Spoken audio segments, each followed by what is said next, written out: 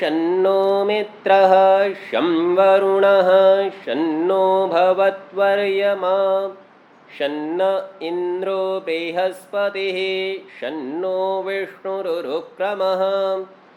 ॐ नमो ब्रह्मणे नमस्ते वायो त्वमेव प्रत्यक्षं ब्रह्मासि त्वामेव प्रत्यक्षं ब्रह्म वदिष्यामि ऋतं वदिष्यामि सत्यं वदिष्यामि तन्मामवतु तद्वक्तारमवतु अवतु माम् अवतु वक्तारम्।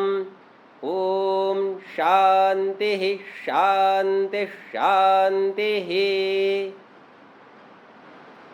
पिछले पाठ में आपका कोई प्रश्न या शंका हो तो पहले उसे देख सकते हैं।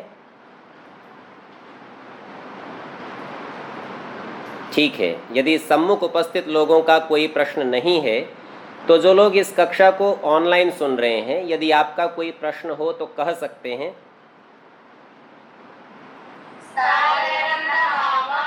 हाँ, नमस्ते अस्तु। हाँ जी, कोई प्रश्न है क्या? जी कहिए।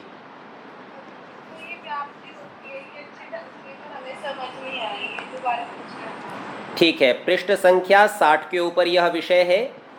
व्याप्ति को एक बार फिर से देख लेते हैं। व्याप्ति के लिए 3 सूत्र सांख्य दर्शन से उद्धृत किए हैं और इसमें कहा इन्होंने नियत धर्म साहित्यम उभयोर एक तरस्य व्याप्ति ही।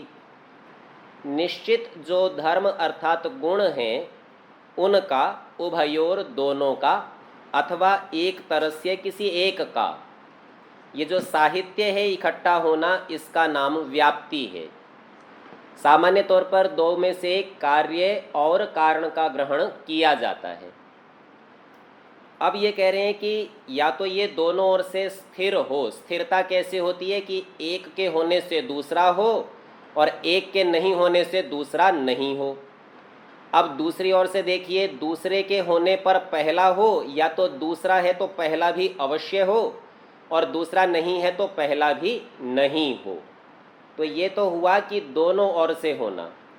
लेकिन एक के होने पर दूसरा हो और दूसरे के होने पर भी पहला नहीं हो, यदि इस तरह की स्थिति हो तो ऐसे को कहते हैं एक तर व्याप्ति। यहाँ तक की बात स्पष्ट है? अब इसमें 2 दृष्टांत देखिए। एक दृष्टांत है अग्नि का और धूम्र का। जहाँ जहाँ धूम्र है वहाँ वहाँ अग्नि होगी, क्योंकि बिना अग्नि के धूम्र नहीं होता। लेकिन जहाँ जहाँ अग्नि है वहाँ सब जगह धूम्र नहीं भी हो सकता। जैसे अंगारे में, अंगारे के समय धुआं नहीं होता। तो ये एक तर व्याप्ति का उदाहरण है कि एक ओर से बात तो जुड़ी हुई है, दूसरी ओर से नहीं जुड़ी हुई। दूसरा दृष्टांत देखिए, जैसे इसमें यह कहा कि जो जो पदार्थ बनाया जाता है, अर्थात जिसमें कृतकत्व गुण हो, कृतक किया गया हो, वह अनित्य होता है। अब ये दूसरी ओर से देखिए, जो जो अनित्य होता है वह किया गया ही होता है। ये दोनों ओर से बात लगती है, तो ये उभय व्याप्ति है, दोनों ओर से बात। ऐसा नहीं हो सकता कि कोई पदार्थ किया हुआ तो हो पर अनित्य ना हो, अर्थात नित्य हो, ऐसा नहीं हो सकता। और कोई पदार्थ अनित्य तो हो पर किया गया ना हो, ऐसा भी नहीं हो सकता। अनित्य होगा तो अवश्य ही बनाया गया होगा। ठीक है जी। अब इसमें कुछ और भी बातें हैं। कपिल मुनि तो इस विषय में ये कहते हैं कि ये जो आप गुण देखते हो कि यह एक दूसरे से जुड़ रहा है, दूसरा पहले से जुड़ रहा है, तो बोले ये दोनों की अपनी अपनी स्वाभाविक शक्ति है और उस शक्ति का प्राकट्य है। उसी को इन्होंने कहा था निज शक्त्युद्भवम इति आचार्याः। तो कपिल मुनि कह रहे हैं कि कार्य में और कारण में, भाई कारण होगा तो कार्य होगा, तो ऐसे में ये दोनों में अपनी स्वाभाविक शक्ति है। कारण में कारण होने की शक्ति है और कार्य में कार्य होने की शक्ति है, और दोनों में परस्पर संबंध है, इसीलिए कोई कार्य उसी कारण से जुड़ता है। सामान्य उदाहरण से समझिए, मिट्टी कारण है और घड़ा कार्य है। एक और उदाहरण देखते हैं, धागा कारण है और वस्त्र कार्य है। अब चर्चा ये है कि एक कारण तो मिट्टी ले लिया और एक कार्य वस्त्र ले लिया, तो आप कहेंगे ये कार्य और कारण आपस में नहीं जुड़ेंगे, मिट्टी से वस्त्र नहीं बनेगा। तो कारण में कारण होने का गुण तो है, पर जो उसका कार्य है ना उसी का कारण होने का गुण है। अर्थात घड़े का ही वो कारण हो सकता है, कपड़े का नहीं हो सकता। तो दोनों में अपनी अपनी स्वाभाविक शक्ति है। घड़ा जो कार्य है वह भी मिट्टी के ही कार्य हो सकता है, मिट्टी को कारण माने तो ही वो कार्य हो सकता है, धागे को कारण मान के घड़ा नहीं बन सकता। तो इस प्रकार दोनों का जो अपना स्वाभाविक गुण है वह भी होते हुए भी उसका प्रकट होना, मिट्टी के होने पर घड़े का बनना, ये भी आवश्यक है। उद्भव नहीं हुआ अपनी शक्ति का, अर्थात कारण रूप में उसका ग्रहण नहीं हो या कार्य रूप से उसका प्राकट्य नहीं हो, तो इस गुण से कुछ भी मतलब नहीं रह जाएगा, ये व्याप्ति नहीं मानी जाएगी। इसी बात को पंचशिख आचार्य ने और स्पष्ट किया। उन्होंने कहा आधेय शक्ति योग। आधेय शक्ति अर्थात संकेत करने का सामर्थ्य। तो मिट्टी में घड़ा बनने का सामर्थ्य है और मिट्टी को देख के ये संकेत मिलता है, ये जानकारी मिलती है कि इससे कोई ना कोई मिट्टी का विकार, घड़ा, चषक आदि कुछ भी बने। लेकिन इससे अन्य पदार्थ, दही, हलवा या वस्त्र आदि ये कुछ नहीं बनेंगे। तो जो उसमें इस प्रकार का संकेत है इससे यही बनेगा, इसी का नाम व्याप्ति, आधेय शक्ति को ही योग कहते हैं। संकेत के द्वारा ही व्याप्ति का पता चलता है। तो जो कारण जिस कार्य की ओर संकेत करे और जिस कार्य से जिस कारण का बोध हो, इस बोध का नाम व्याप्ति है। जैसे मिट्टी से वस्त्र बनने का नहीं पता चलता तो वो व्याप्ति नहीं है। ये पंचशिख आचार्य ने इस बात को पूरा स्पष्ट कर दिया। ठीक है जी।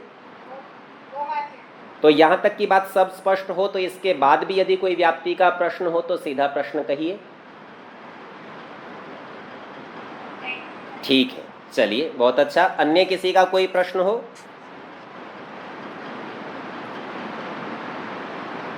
ठीक है, यदि किसी का कोई प्रश्न नहीं है तो आगे के पाठ का हम विचार कर लेते हैं। पठन पाठन विधि चल रही है और इस विधि में हम देख रहे थे कि पढ़ने पढ़ाने का प्रकार किस प्रकार का है। और यहाँ स्वामी जी महाराज ने बताया कि सर्वप्रथम पाणिनि मुनिकृत शिक्षा, जिसे हम वर्णोच्चारण शिक्षा के नाम से कहते हैं, सबसे पहले उसको पढ़े, वर्णों का उच्चारण सीख ले, कहाँ से बोलना, कैसे बोलना, कितना बल का प्रयोग करना आदि आदि। इसके पश्चात अष्टाध्यायी का विषय उठाया कि इसको पढ़ना प्रारंभ करे और इसके सूत्र का व्याख्यान करके अब यहाँ उसका उदाहरण समझा रहे हैं। चूँकि व्याकरण एक तकनीकी शास्त्र है इसलिए इसमें तकनीकी शब्दों का भी प्रयोग होगा और मैं उनको आपको सामान्य भाव बताता जाऊंगा। क्योंकि यह व्याकरण की कक्षा नहीं है इसीलिए उतना गंभीरता से विचार तो नहीं किया जा सकता, पर परिचय अवश्य कराया जा सकता है।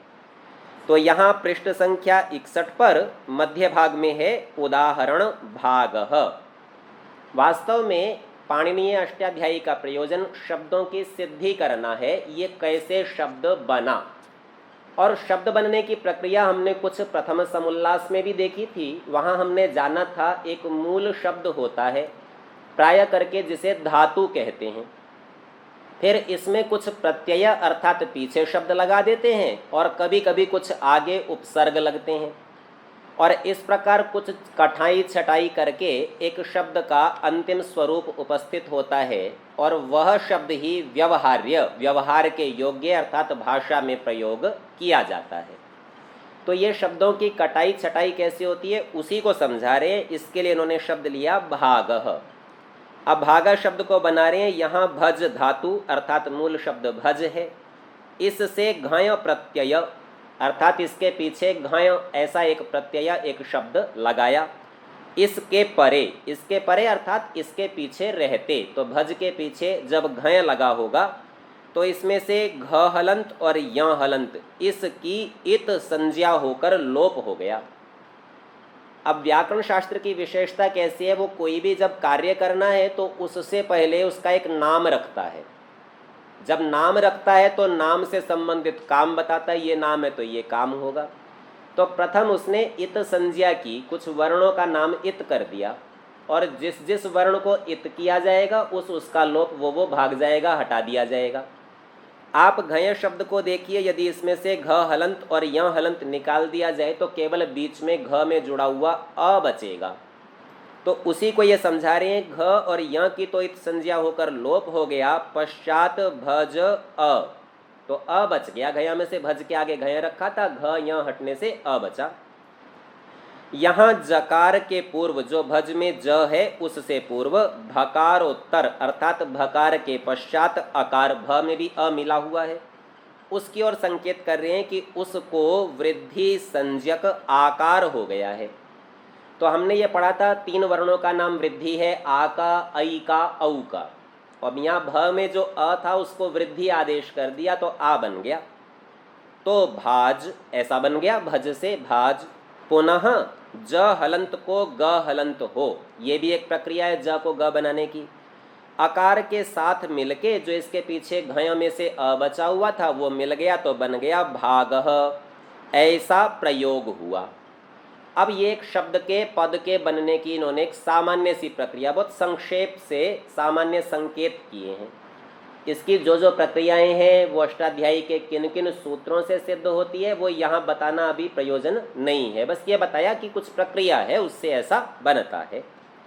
कुछ और उदाहरण से बता रहे हैं। अध्याय, अभी तक तो केवल मूल शब्द के पीछे प्रत्यय रखा था, इस बार उपसर्ग भी रखेंगे। तो कहते हैं यहाँ अधिपूर्वक, ये अधि उपसर्ग रख लिया। इंग धातु, इसके ह्रस्व ई, जो छोटा ई इसमें है धातु के, इसके स्थान में घाय प्रत्यय के परे, जैसे भज के पीछे घय रखा था यहाँ इंग के पीछे रख दिया और अधि उसके आगे रखा हुआ है।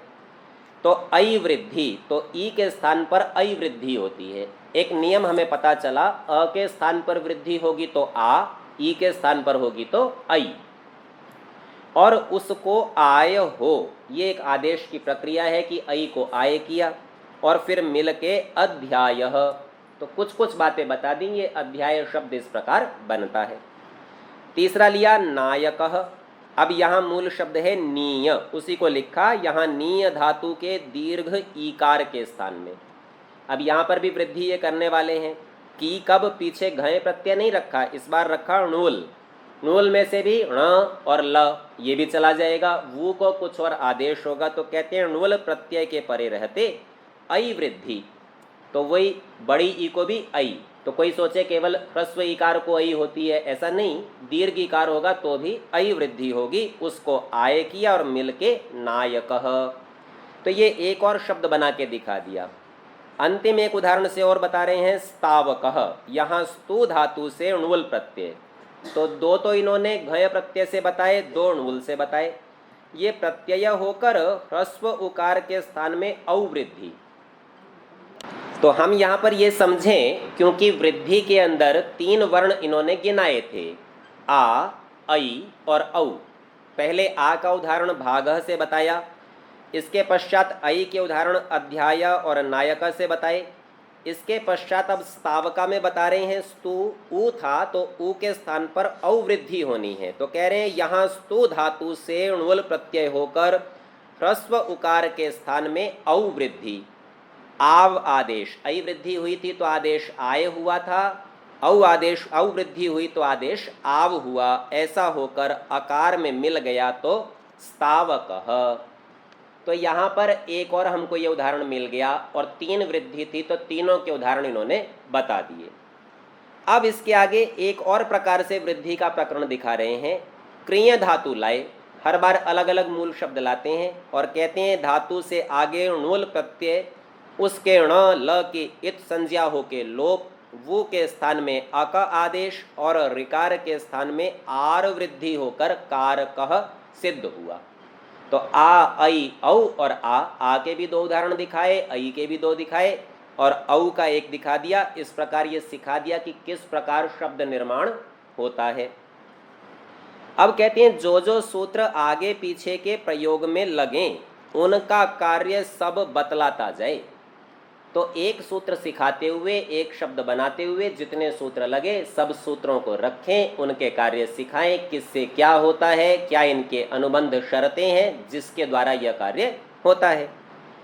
और सिलेट अथवा लकड़ी के पट्टे पर दिखला दिखला के कच्चा रूप धर के, अर्थात ऐसा लिख के दिखाए कि पहले ऐसा था, फिर ये बदल गया, फिर ये बदल गया।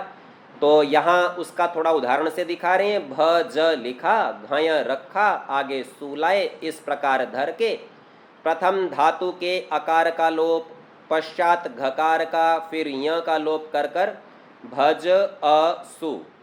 तो भज में ज के आकार का पहले लोप किया, प्रत्यय में केवल अ बचा, आगे सु बचा, ऐसा रहा। फिर अ को आकार वृद्धि, तो भज में जो भ में अ है उसको वृद्धि करा और ज के स्थान में ग, तो भाग ग हलंत ऐसा बन गया। आगे का अ और सु वैसा ही है। पुनः आकार में मिल जाने से भाग सु रहा। अब उकार की इत संज्ञा स के स्थान में रू होकर पुनः उकार की इत संज्ञा लोप हो जाने पश्चात भागर ऐसा रहा। अब रेफ, तो व्याकरण शास्त्र में और भाषा में र हलंत को रेफ के नाम से बोलते हैं। जैसे वर्णों को कार लगाते हैं ना, वर्णात्कार, अकार, उकार, इकार, लेकिन यदि र आ जाए तो उसके स्थान पर रेफ ऐसा बोलते हैं। तो अब रेफ के स्थान में विसर्जनीय होकर भागः यह रूप सिद्ध हुआ। तो बहुत सारी प्रक्रियाएं आपने देखा, एक शब्द के बनाने में अनेकों सूत्रों का प्रयोग होता है, फिर सूत्रों से कटाई छटाई होती है और ऐसा कहकर अंतिम प्रारूप उस शब्द का अपने को मिल जाता है और इसी का हम भाषा में प्रयोग कर पाते हैं। तो व्याकरण शास्त्र का प्रधान विषय इन पदों का निर्माण और उनका प्रयोग ये सिखाना ही है।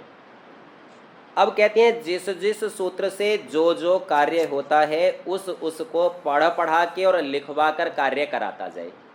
आप में से जो लोग तो इस शास्त्र से, व्याकरण शास्त्र से परिचित हैं, उन्हें तो कुछ भी कठिनाई नहीं लगेगी, पर जो इससे परिचित नहीं है घबराने की उन्हें भी ज़रूरत नहीं है। अभी तो ये मान लें कुछ नियम है, उन नियमों का पालन कर रहे हैं और शब्द रूपांतरित हो रहे हैं और अपने अंतिम स्वरूप को प्राप्त कर रहे हैं, बस इतनी सी बात है।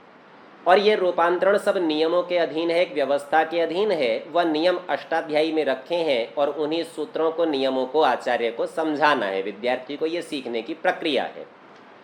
इस प्रकार पढ़ने पढ़ाने से बहुत शीघ्र दृढ़ बोध होता है, अर्थात एक शब्द को आपने देखा और देखते ही आपके मन में एक अर्थ, एक भाव उत्पन्न होगा, क्योंकि जितने भी प्रत्यय आते हैं वो भी किसी न किसी बात को कहते हैं कि साहब ये प्रत्यय किस अर्थ में आया, कर्म में किया कि भाव में किया या किसी और बात में किया है या स्वार्थ में ही कर दिया है। तो इन सब बातों का उस शब्द को देखते ही पता चलेगा, पदों को देखते ही आपको यदि अनुभव ज्ञान हो जाए कि ये ऐसा है तो पश्चात कुछ भी कठिनाई नहीं है पूरे वाक्य को समझने में, पूरे मंत्र को समझने में और वेद को भी समझने में। तो कहते हैं एक बार इसी प्रकार अष्टाध्यायी पढ़ा के धातु पाठ अर्थ सहित और 10 लकारों के रूप तथा प्रक्रिया सहित सूत्रों के उत्सर्ग अर्थात सामान्य सूत्र।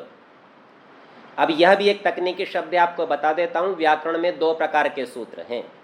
एक सूत्र को उत्सर्ग सूत्र कहते हैं, जो यहाँ लिखा था इसी को इन्होंने कहा सामान्य सूत्र अर्थात सामान्य नियम। ये बहुत अधिक जगह पर लगेंगे। और इसके साथ में दूसरे सूत्र हैं, उन्हें कहते हैं अपवाद सूत्र, तो वो थोड़ी जगह पर लगते हैं। तो यूँ समझिए 100 जगह उत्सर्ग लगा और 10 जगह कोई दूसरा लगा तो उस 10 जगह को अपवाद कह देंगे कि ये उसको बचा रहा है। और नियम कैसे होता है कि पहले सदा अपवाद लगते हैं और अपवाद के लगने के बाद जो जगह बचती है वहाँ जाकर सामान्य नियम उत्सर्ग सूत्र लगते हैं। तो सामान्य को विशेष के बाद अवसर मिलता है। तो इसी को समझा रहे हैं। अब ये धातु पाठ है। धातु पाठ में वो धातुएं मूल शब्द संग्रह किए गए हैं जिनकी हम चर्चा भी कर रहे थे, जैसे भज हमने देखा, नीय देखा, स्तु देखा, ये सब मूल धातुएं धातु पाठ में थीं। तो यूँ समझिए जब अष्टाध्यायी का व्याख्यान करना और सूत्रों को समझाना हो तो साथ साथ ही धातु पाठ को खोल लेवे, उसमें से धातु निकालता जाए और उसमें अष्टाध्यायी के सूत्र लगा के समझाता जाए, तो वही उसके सारे उदाहरण बनते चले जाते हैं। तो धातु पाठ अर्थ सहित पहले धातुओं का अर्थ बताए कि साहब आपने यहाँ पर नीय धातु रखी, उसका अर्थ था प्राप्त हो, प्राप्त करने के अर्थ में। तो प्राप्ति अर्थ लेना हो तो नीय मूल शब्द लाना पड़ेगा, उसमें फिर कोई प्रत्यय लगाना पड़ेगा, उससे आगे शब्द बनाना पड़ेगा। तो अर्थ सहित पढ़ावे। अब ये धातुओं के 10 लकार होते हैं। ये लकार विभिन्न अवस्थाओं का प्रदर्शन करते हैं। किसी से तो ये पता चलेगा ये क्रिया वर्तमान काल में हो रही है, किसी से पता चलेगा, धातु कहते हैं क्रिया को, तो जब धातु लाएंगे तो वो कार्य है, अब वो कार्य भूतकाल में हो चुका, कोई भविष्यत काल का कथन करेगा, कोई आदेश का, कोई निमंत्रण का, कोई प्रार्थना का, अलग अलग प्रकार के ये रूप को बताने वाले 10 लकार हैं। जी, ये अष्टाध्यायी में धातु है या सूत्र है? ठीक है, अष्टाध्यायी में केवल सूत्र हैं अर्थात नियम, धातुएं धातु पाठ में हैं। जो ये लिखा ना कि अष्टाध्यायी पढ़ा के धातु पाठ, तो एक बार परिचय करा दिया, पदों को नियमों को तोड़ तोड़ के सूत्रों को दिखा दिया, समास तोड़ दिया, शब्द अलग कर लिए, पदच्छेद हो गया, विभक्ति आदि जान ली, और धातु पाठ साथ में होगा तो उसका अर्थ दिखा के और उन सूत्रों का उसमें प्रयोग करा के दिखा दे, तो उससे फिर पूर्ण शब्द बन जाएगा।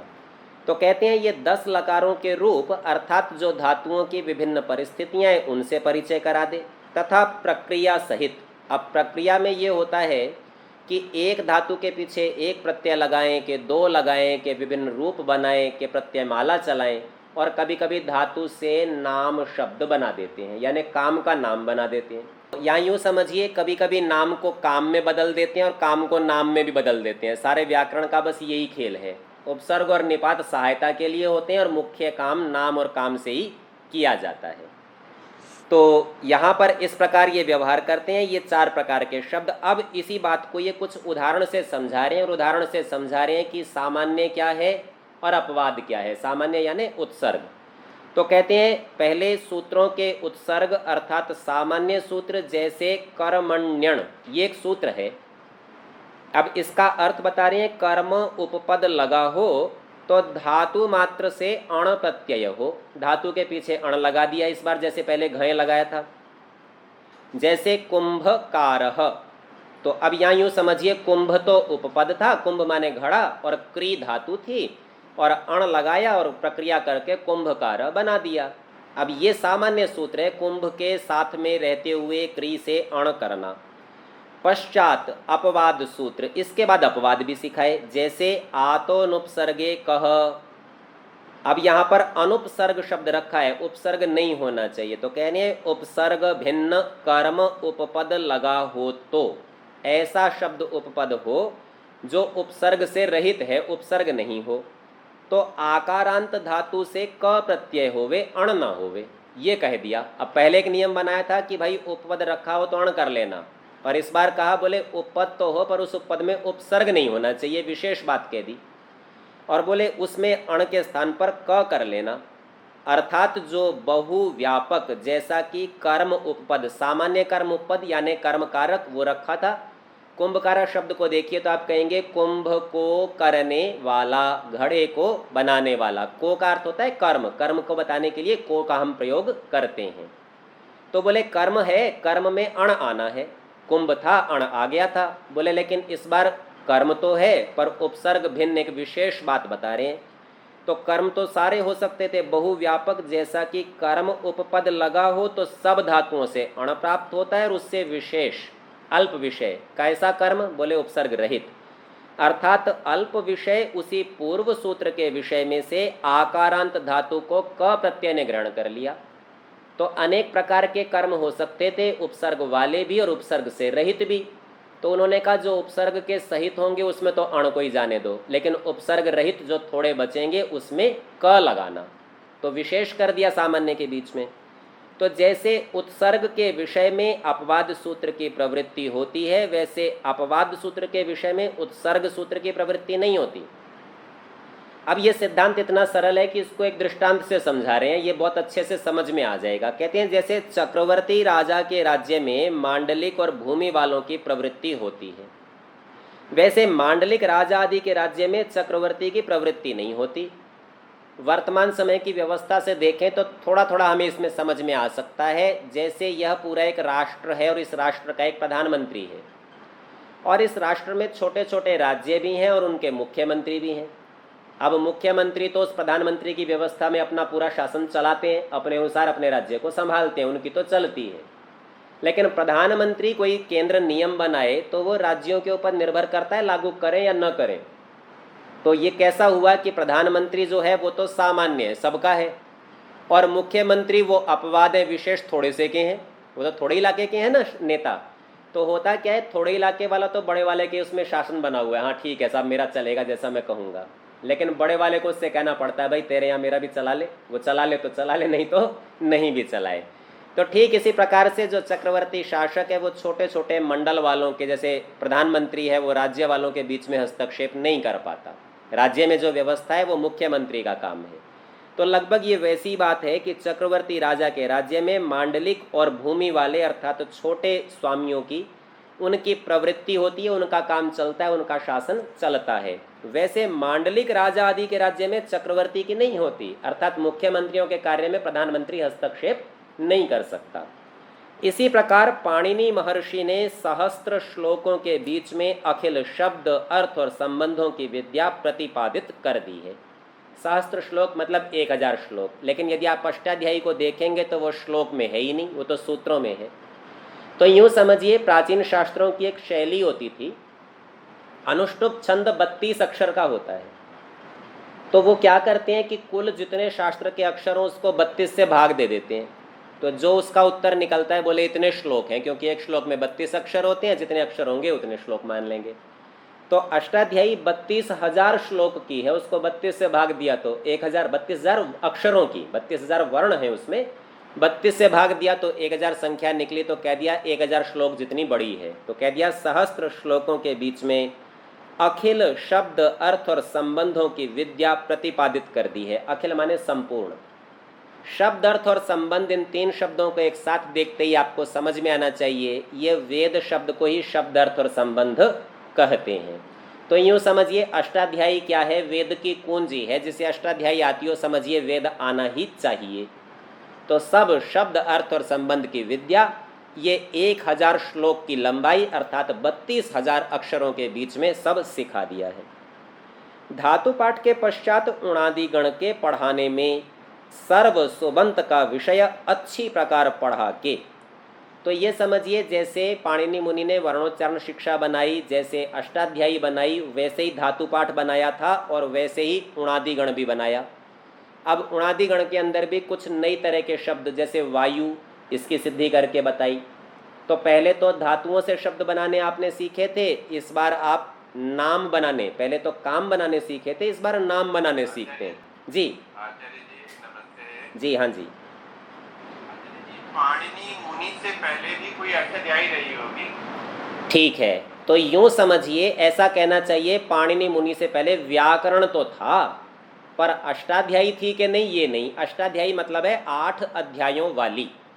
अब पाणिनि मुनि ने व्याकरण के सूत्रों को 8 अध्यायों में रखा तो उनके ग्रंथ का नाम अष्टाध्यायी, लेकिन उससे पहले किसी ने 6 अध्यायों में रखा हो, 4 में रखा हो, 10 में रखा हो और अधिक में रखा हो तो संभव है उनको अष्टाध्यायी नहीं कह सकेंगे, व्याकरण तो कह सकेंगे।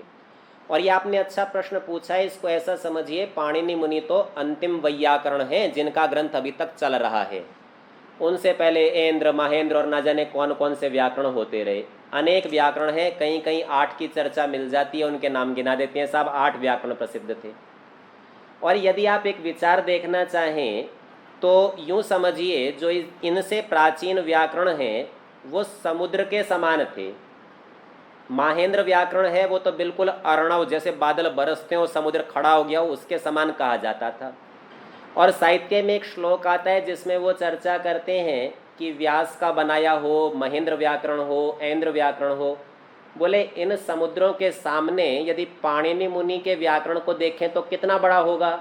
तो वो कहते हैं बोले गोश पद के समान है, गो माने गाय, पद माने पैर। तो बारिश के दिनों में गाय चलती है मिट्टी में पैर से खड्डा बना देती है, उसमें जितना पानी बढ़ा, तो बोले जैसे सागर के सामने ये है ना, ऐसे दूसरे वैयाकरणों के सामने पाणिनि का व्याकरण इतना छोटा सा है, ये 1000 श्लोक के परिमाण वाला। तो ये इतने छोटे से में भी पूरे वेद का व्याख्यान कर दिया। तो इसको आप समझिए पाणिनि मुनि की योग्यता कितनी उच्च कक्षा की होगी, क्या स्तरीय व्यक्ति होगा ये जो इतने बड़े व्याकरण शास्त्र को और इतना छोटा सा सागर को और गाय के पैर से बनने वाले गड्ढे में ही सीमित करा दे। तो इस प्रकार के पाणिनि मुनि हैं। उससे पहले व्याकरण तो थे, उनमें से कुछ अभी भी उपलब्ध होते हैं, कुछ खंडित रूप में उपलब्ध होते हैं, कुछ कुछ अंश किसी के मिलते हैं। पाणिनि सबसे निकटवर्ती हैं, इनका पूर्ण व्याकरण मिल जाता है, अष्टाध्यायी पूरी मिल जाती है सब सूत्रों सहित। और यह ही व्यवहार में है, थोड़ा होने से स्मरण करना, प्रयोग करना, सीखना सरल होता है, सो यह सबसे अंतिम व्याकरण है। ठीक है जी, बहुत बहुत धन्यवाद। मैं तो इसके पीछे सवाल पूछने वाला था, आपने पहले ही जान लिया, सब कुछ बता दिया। चलिए ठीक है। धन्यवाद। तो ये जो उस समय पर भाष्य नहीं होते थे, व्याकरण पढ़ाई जाती थी उसके अंदर। देखिए, प्राचीन समय में कैसा होता था, व्याकरण शास्त्र में 3 प्रकार की प्रवृत्ति है। एक तो आपने सूत्र देखा, कर्मण्यण, कर्म उपपद रहते अण प्रत्यय धातु मात्र से कर दीजिए, ये देख लिया आपने, ये तो हुआ सूत्र। और इससे पहले आपने एक वृद्धिरादैच को देखा था, वृद्धि ही आत ऐच ऐसे पदों को तोड़ तोड़ के सूत्र को समझाया था। तो जो बातें सूत्रों का व्याख्यान थीं, उन बातों को वार्तिक बोलते हैं। और वार्तिक में कभी कभी जो सूत्र में नहीं कहा गया, सूत्र से अतिरिक्त विषय है, या सूत्र में ही कुछ और वो अपवाद रूप उपस्थित करना चाहते हैं, वो बातें भी जोड़ दी जाती हैं। तो सबसे पहला व्याकरण का स्वरूप है सूत्र, दूसरा है सूत्र का व्याख्यान, उसे कहते हैं वार्तिक। और वार्तिक के पश्चात इन सूत्रों पर और वार्तिकों पर शंका समाधान पूर्वक कुछ चर्चा होती है, उसे कहते हैं भाष्य। तो प्राचीन लोग इतने बुद्धिमान थे, सूत्रों से ही समझ लेते थे, उनको आगे जरूरत ही नहीं पड़ती थी। फिर थोड़ा बुद्धि का ह्रास होने लगा तो सूत्रों के ऊपर वार्तिक बनने लगे। कात्यायन के वार्तिक प्रसिद्ध हैं। और जब वार्तिकों से अर्थात सूत्रों का व्याख्यान करने से भी काम नहीं चला, तब उसके बाद महर्षि पतंजलि ने उसके ऊपर भी भाष्य की रचना की, जिसे हम महाभाष्य के नाम से जानते हैं। तो उससे प्राचीन भाष्यों का इतिहास मुझे पता नहीं है, यदि किसी विद्वान ने कहीं चर्चा की होगी तो संभवतः हो, पर लगता नहीं है इस शैली के अनुसार कि पतंजलि से पहले भी कोई भाष्य रहे हों। हाँ, व्याकरण के सूत्र रहे होंगे और आचार्य लोग अपने विद्यार्थियों को सिखाने के लिए अपनी भाषा में उनके व्याख्यान करते होंगे, लेकिन ग्रंथ रूप में कोई भाष्य रहा हो ऐसा मेरे को इतिहास ज्ञात नहीं है। ठीक है जी। तो ये यहाँ बता रहे हैं कि धातु पाठ के पश्चात उणादि गण के पढ़ाने में, अर्थात मैंने बताया कि ये कुछ नाम शब्द की चर्चा करेंगे, और व्याकरण शास्त्र में नाम शब्दों को सुबंत ऐसा बोलते हैं। तो कहते हैं उणादि गण के पढ़ाने में सर्व सुबंत का विषय अर्थात सब नामों का विषय अच्छी प्रकार पढ़ा के पुनः दूसरी बार, यानी यहाँ तक की बात हो गई, नाम भी पढ़ा दिए, काम भी पढ़ा दिए, और इन्हीं के बीच में ये उपसर्ग और निपात भी अपने आप आ जाएंगे, कुछ अलग छूटता नहीं है, क्योंकि मुख्य यही 2 शब्द हैं। एक बार पढ़ाने के पश्चात पुनः दूसरी बार शंका समाधान वार्तिक कारिका परिभाषा की घटना पूर्वक, ये सारे तकनीकी शब्द हैं। वार्तिक तो मैंने आपको बता ही दिया था।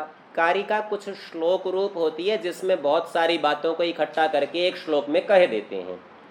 और परिभाषा वो होती है कि कहीं पर कोई समस्या आ खड़ी हो तो समाधान करने के लिए परितो सब और से जिसको बोलकर खोलकर समझाया जाए उसे परिभाषा कहते हैं। कि साहब नियम तो ऐसा बनाया था, अपवाद तो ऐसा बनाया था, ऐसा दिखाई तो नहीं दे रहा, तो वहाँ परिभाषा काम आ जाती है कि साहब ये नियम इस प्रकार ऐसे लगता है, ऐसा महाभाष्यकार ने कहा है, इसीलिए ये ऐसा मानना पड़ेगा। तो ये जो स्पष्टीकरण करना, एक अंतिम निर्णय निकालना, ये परिभाषा का काम। तो इनकी घटना पूर्वक, घटना अर्थात ये किस प्रकार शब्दों में भाषा में घटित होंगे लगेंगे, इस प्रकार अष्टाध्यायी की द्वितीयानुवृत्ति पढ़ावे। तो अष्टाध्यायी को 2 बार पढ़ावे, तदनंतर महाभाष्य पढ़ावे। इसके बाद व्याख्यान, अब लड़ाई झगड़ा करना सिखाएगा, साहब ऐसे क्यों नहीं, अर्थात शंका और समाधान, विवाद करना।